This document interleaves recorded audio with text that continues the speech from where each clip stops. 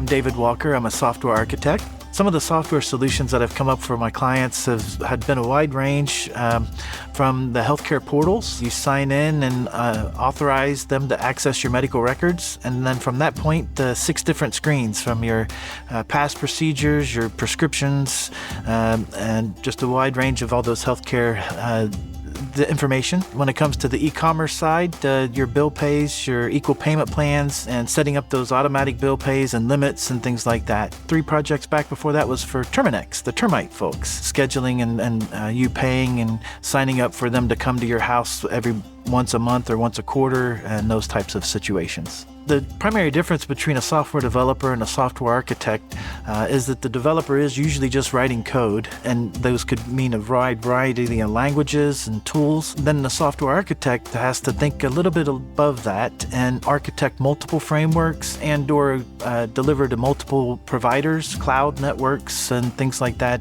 Generally, the enterprise grade level things that you have to think about from your network management and security, all those things that you have to start to take into consideration versus just writing code for one particular purpose. The way that I keep up with these technology changes and frameworks that become available in these architectural patterns for software delivery has changed over time, of course. I remember many years ago, RSS news feeds. You would subscribe to magazines and companies to get their latest versions and their blog posts and their news articles. 17-ish years ago, I got focused in the community. And what that really meant was once a month, we would meet at like a meetup and somebody would present on a specific topic. Then it went into conferences about a month after that.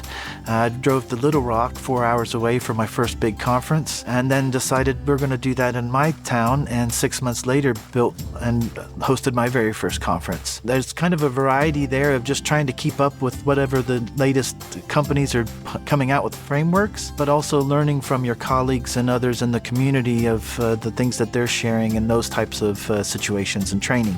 My journey into software development and architecture really started at age 12. I had good grades, and my stepfather said, for those good grades, you could either get a microscope or a computer.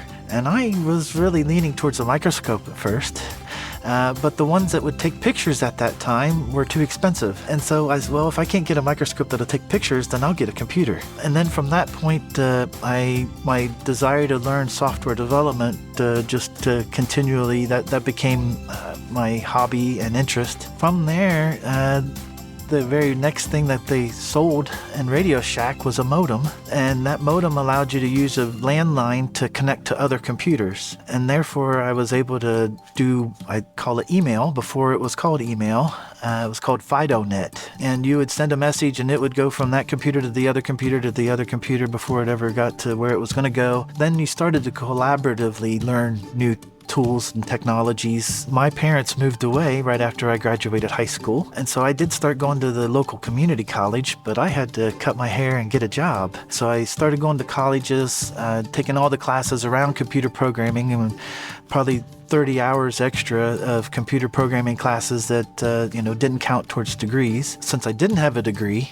that was one of the ways that helped me establish my credibility as an engineer. Most recently, I did the Terraform exam a week ago, and now I'm Terraform certified. The week before that was Kubernetes. Very first ones, I don't think they're around anymore, were called Brainbench. And then, of course, Microsoft certified, but those were software development ones, whereas now I need to go back and do the Microsoft certifications for the cloud, those as well as AWS.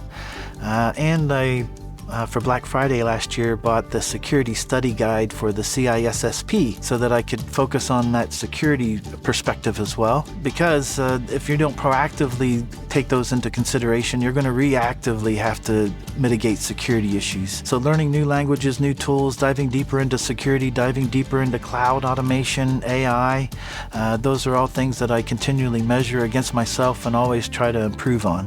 What I would say to someone that's wanting to start their journey into software architecture development, I'd say has a little bit of a twist in it, because it was a debate that I've had with a few colleagues while I was at Microsoft. Could you learn software architecture, become an enterprise-grade architect at a by going to school. Well, I would hope that by today's day, you would be able to find a school that could teach you that. Education just doesn't answer all those questions that you would typically need to uncover and discover yourself. The experience is what's going to drive that. Therefore, if you don't have the education and don't have the experience yet because you're just wanting to get started, I would recommend the next thing is seeking out the community so that you can learn from them and network. Very frequently now on almost every job application, they want to know what your personal website address is and do you share code on GitHub or other code repositories. And so if you want to be a software developer or an architect, those are probably the biggest aspects of community networking, and then start